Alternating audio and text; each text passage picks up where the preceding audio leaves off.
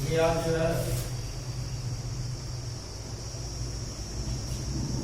हम हिंदी जो है 9C हिंदी में दो बैलों की कथा जो है इसको तो हमने बता दिया था आप लोगों को। इसके बाद आप लोगों को तो प्रश्न है उसके जो है उत्तर को बताने जा रहा हूँ, तो ध्यान से सुने और जहाँ समझ में न आए वहाँ पूछें। ये आवाज़ आप तक यदि पहुँच रही है तो आप लोग ध्यान से जो है सुने, क्योंकि दो बैलों की कथा का प्रश्नोत्तर जो है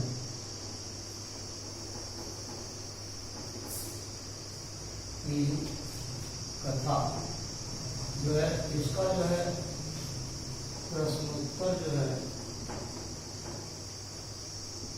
आप लोगों को बताना है, हम बता रहे हैं। तो पहला प्रश्न है, यदि आपके पास किताब हो तो आप लोग जो है प्रश्न को देखिए। कांजी हाउस में कैद पशुओं की हाजिरी क्यों ली जाती होगी?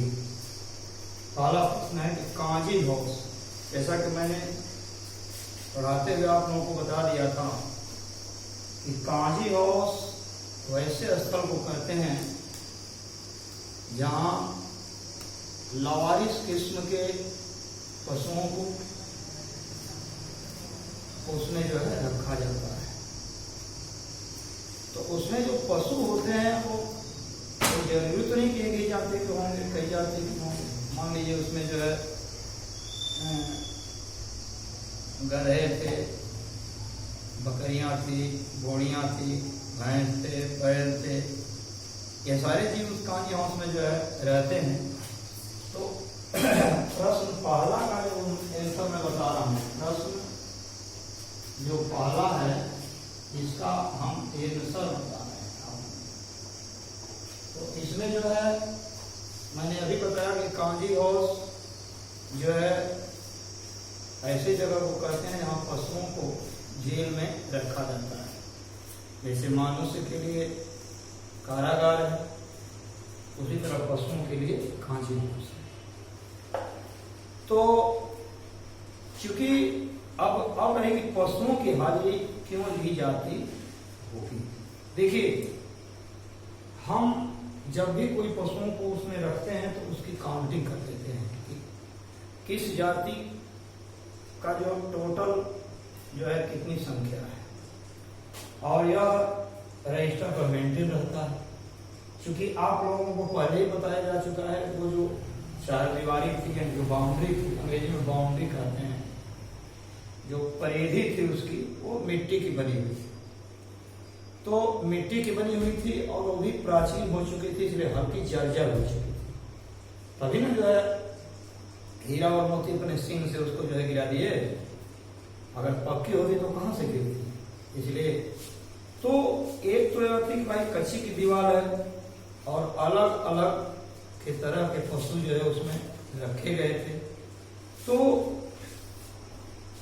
इस तरह से ऐसा भय उन लोगों को बना रहता होगा कि भाई कोई मवेशी भाग जाए, छूट जाए, दब जाए, मर जाए, तो फिर उसकी जवाबदेही और जिम्मेवारी हम लोगों की होगी।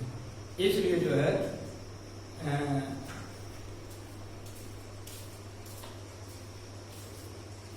उन पशुओं की जो है हाजिरी ली जाती होगी।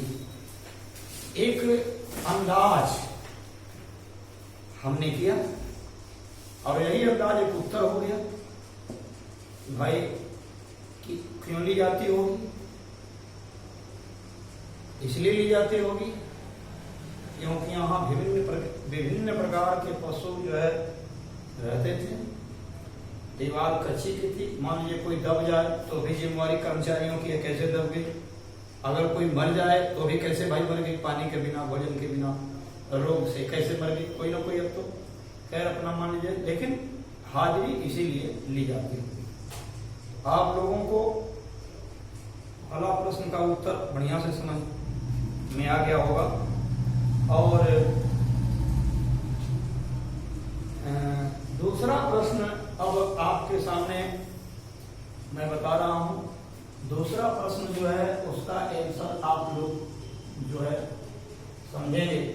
प्रश्न नंबर 2। अब प्रश्न नंबर 2 क्या है, आप पाठ्य पुस्तक में देख रहे होंगे। छोटी बच्ची को बैलों के प्रति क्यों उमड़ आया। अब जैसा कि मैंने बताया कि छोटी बच्ची जो थी, गया के जो भाई थे, छोटे भाई भैरव की लड़की थी। गया के भाई की जो है वो लड़की थी, और उसकी जो अपनी मां थी वो मर चुकी थी। तो अब सौतेली मां की कहानी तो अब मुझे बताने की जरूरत नहीं है। हालांकि मैं पूरा ये भी नहीं कह सकता कि हर माताएं सौतेली माता वैसे ही होती हैं, क्योंकि यदि मैंने ऐसा कहा तो मेरी बात बिल्कुल गलत हो जाएगी। लेकिन अक्सर मैं कह सकता हूं, यानी 100% में 98% जो भी माता होती है, यानी जो सौतेली माता होती है, वो निश्चित तौर पर अपने पूर्व के जो, यानी उसकी बहन ही तो लगेगी ना, वो भी उसके पुत्र को या पुत्री को वो कदापि जो है नहीं मानती। तो यहाँ भी वही देखा गया कि जो है एक सौतेली माँ गया के छोटी भाई भैरव की जो है बच्ची थी, और उसको जो है सौतेली माँ बहुत मारती थी, पीटती थी। तो अब देखिए, अब दुखिया थी वो, जो भैरव की जो लड़की थी वो क्या थी, दुखिया थी। क्यों दुखिया थी? क्योंकि उसकी माता जो है मर चुकी थी, और उसकी विमाता जो है उसे बहुत प्रताड़ित करती थी, उसे दंडित करती थी। हमेशा जो है उसको कोई ना कोई कार्य में उसे जो है अनावश्यक कार्य में उसको तालीम किया जाती थी। अब एक कहावत है कि दुख जाने दुखिया की माँ है, और की दुख जाने मछली की थोड़े जल उतिया। अब एक दूसरा आप सुनेंगे लोकोक्ति कि जाके पाँव न फटे बेबाई, सोखा जाने पीर पर। अब लड़की बेचारी को समझ में आ रहा था कि मेरी मां नहीं है तो मुझे कितना कष्ट हो रहा है। और जब बैलों को देखती है, क्योंकि बैल भी तो वो गया कि नहीं है, वो तो उसके फूफा के हैं बैल, और वो बेचारे अनाथ की तरह रहते हैं, उनको खाने के लिए शुद्ध भोजन नहीं मिलता है। इस बात को देखकर उसे दया आ जाती है, और यही कारण है कि वह जो है चुरा करके चुपके से 2 रोटी ला करके एक रोटी उन बैलों को खिला देती है। अब देखिए, यही होता है कि जब आदमी दुखित होता है तो उस दुख का अनुभव हो जाता है, कितना बड़ा दुख होता है। और यही कारण था कि उस बैलों के प्रति उस जो है छोटी बच्ची को प्रेम हो रहा है। तो इसका आंसर भी आप हमारे ख्याल से लगभग समझ गए होंगे पूरा। यदि कोई दिक्कत है तो बेटा आप लोग वहाँ से पूछ सकते हैं। आप समझने का जो है अगर समझ गए हैं तब तो कोई दिक्कत नहीं है, अगर नहीं समझ में आ रहा है, हालांकि ऐसा तो नहीं है कि मैं जो बता रहा हूँ समझ में नहीं आने वाला है, क्योंकि मैं भी ऐसा नहीं सोचता आप लोगों को कि आप लोगों को समझ में आए तो हमको समझ में आकर क्या करेगा। तो अब जो है 2 प्रश्न का उत्तर आपने देख लिया। अब तीसरा प्रश्न आपके सामने जो है मैं जो है रख रहा हूं, और इसका आंसर भी मैं रख रहा हूं। कहानी में बैलों के माध्यम से, जैसा कि मैं जो पढ़ा रहा था तो उस समय ये बताया था कि ये बैल नहीं मानो कोई देवता है, कोई आदर्श पुरुष हैं, ये कोई ज्ञानी पुरुष हैं, ऐसा अनुभव किया गया था। क्योंकि उनके हाव भाव, उनके चाल चलन, उनके उठक बैठक, उनके खान पान के तरीके, उनके सोच, ये सारे एक उच्च कोटि के मानव में ही मिल सकते हैं। हालांकि ये भले ही जाति से पशु हैं, बैल जाति में इनका जन्म हुआ, हो सकता है कोई उनकी चूक हो गई हो जिसके कारण विधाता उनको जो है पशु योनि में डाल दिया हो। तो यहाँ कह रहे हैं कि कौन कौन से नीति विषयक मन उभर कर आए। देखिए, अब मैं बताऊं कि इस जो कहानी है दो बैलों की कथा, कहानी है ना, दो बैलों की कथा, इसके माध्यम से जो है दो बैलों की कथा के माध्यम से कुछ बातें एक नीति के रूप में आ रही हैं जो निम्नवत है। तो मैं निम्नवत कह तो रहा हूं, परंतु मैं बोलने जा रहा हूं, उसको ध्यान से सुनेंगे। देखिए, पहला तो यह है कि हम किसी भी प्राणी को अगर हम उसको जो है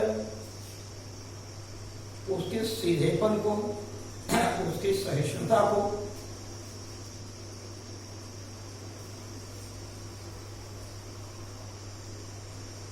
हम उसे जो है अन्यथा के अर्थ में न लें। अन्यथा का अर्थ यह हुआ कि अगर बहुत सीधा कोई है, अगर बहुत सहिष्णु कोई है, आप बहुत कुछ कहते हैं जवाब नहीं देता, तो इसका अर्थ यह नहीं होता कि उसे जवाब आता ही नहीं, आपका कद्र करता है, आपकी का जो है वो इज्जत करता है, और आप जो है उसको अगर बहुत ज्यादा परेशान कर देंगे तो आप मजबूर होकर उसको आपके सामने खड़ा होना पड़ता है। तो ये बैल भी, ये गधे इतने सीधे होते हैं कि इनके सीधे और सहिष्णु के कारण जो है इसको लोग बेवकूफ समझने लगते हैं। कुछ लोग सीधापन को, सहिष्णुता को बेवकूफी का ही जो है परम मित्र समझ लेते हैं। तो ये नीति विषय पहला नंबर ये बात आ गई कि ये बेवकूफ नहीं है जो बिल्कुल नीतिगत बातों के कारण जो है सीधा है और सहिष्णु है। यानी हमारे संत महात्मा बड़े सहिष्णु हैं। तुलसीदास जी ने लिख दिया कि बुंद अघात सहाईगिरी कैसे, खल के वचन संत सह जैसे। दुष्टों के वचनों को, गाली गलौज को संत बर्दाश्त कर लेते हैं, जैसे वर्षा के जल की बूंदों की चोट को पर्वत जो है उसको प्रेम से उस चोट को बर्दाश्त कर लेता है। तो अति, हालांकि जो है सीधा को और सहिष्णु को हमें मूर्खता के रूप में नहीं लेना चाहिए। ये बात पहला है। दूसरा है कि उन पशुओं के माध्यम से आप देखें कि जब मोती कहता है कि इस औरत को मार दें, क्योंकि वो भैरव की पुत्री या सौतेली माँ जो है वो भैरव की लड़की को बार बार डांटती है, मारती है, तो इस पर वो क्रोध में कह रहा है कि रुको, आती है तो उसको हम सींग से मार देते हैं। हीरा समझा देता है, नहीं भैया नहीं, ऐसा मत करो, क्योंकि नारी जात पर जो है शस्त्र उठाना या उसे मारना ये हमारे धर्म के खिलाफ है, इसलिए हमें ऐसा नहीं करना चाहिए। ये दूसरी बातें आई हैं। हम मानव को भी नारी समाज की जो है रक्षा के लिए, नारी समाज की जो है उसकी सुरक्षा के लिए, उसकी सोच को जो है और सुंदर बनाने के लिए हमें तत्पर होना चाहिए। और जैसा कि मैं बता दूं, यत्र नार्यस्तु पूज्यन्ते रमन्ते तत्र देवता। जिस घर में नारियों की पूजा होती है वह घर देवताओं के लिए वास स्थान बन जाता है। देवता जो ऐसे ही घर में जो है रहना पसंद करते हैं जिस घर में नारियों की इज्जत, मान सम्मान की जो है बहुत जो है पूजा की जाती है।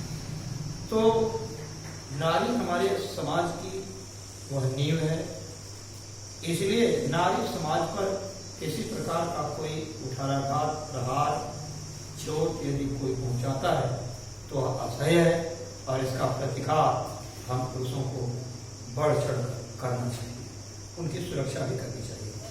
तो अब तीसरा हमको नीति विषय बात सामने आ रही है कि हर जीव को जो जिस तरह का है उसको अपने धर्म, अपने धर्म पर अड़िग रहना चाहिए, उसके लिए वह धर्म सबसे श्रेष्ठ है।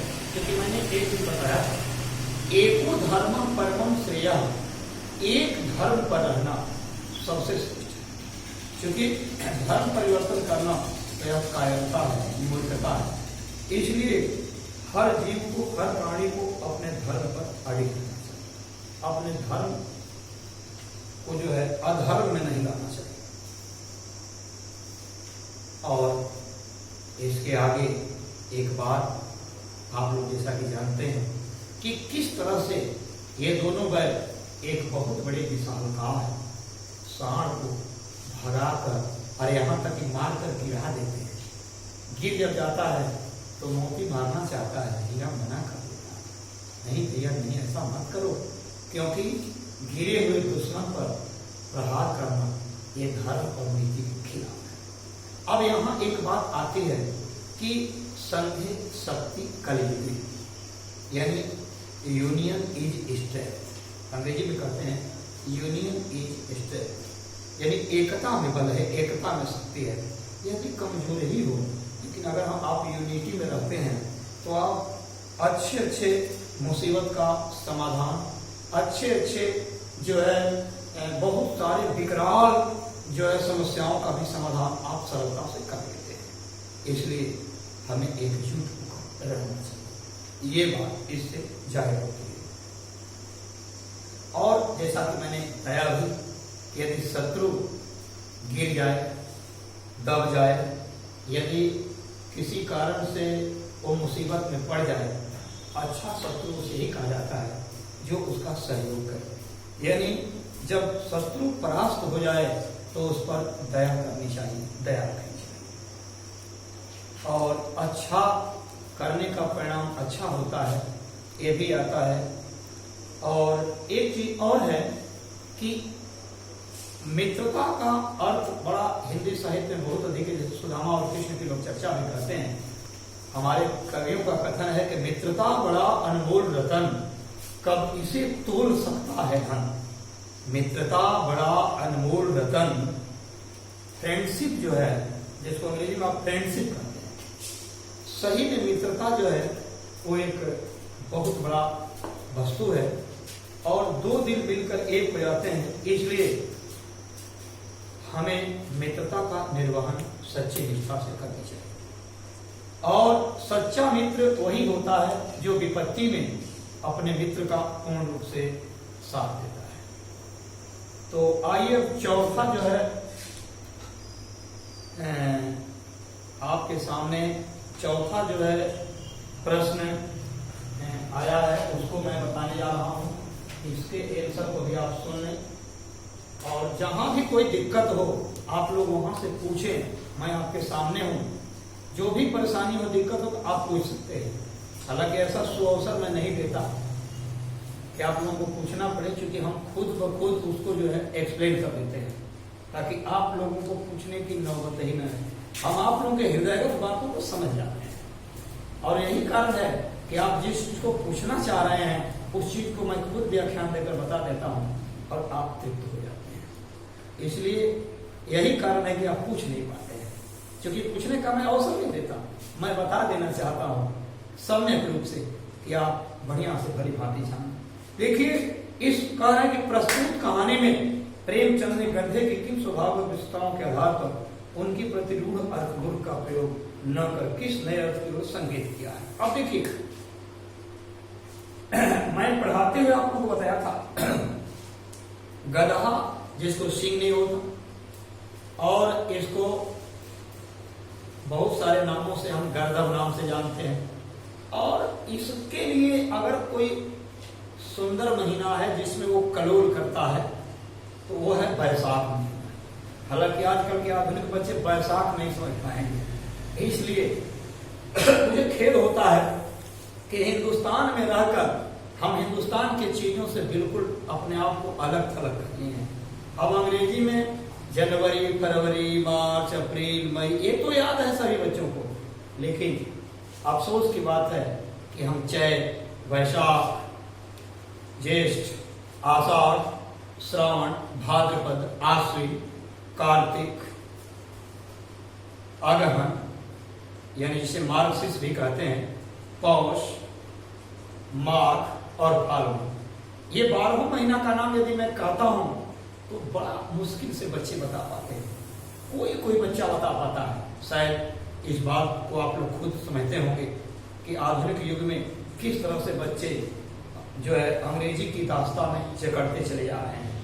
अब बैसाख का महीना जो है वही लगभग अप्रैल है, मानकर चलिए अप्रैल मई जो है, अप्रैल जो है यही अप्रैल मई के लगभग मानकर चलिए कि बैसाख का महीना आता है।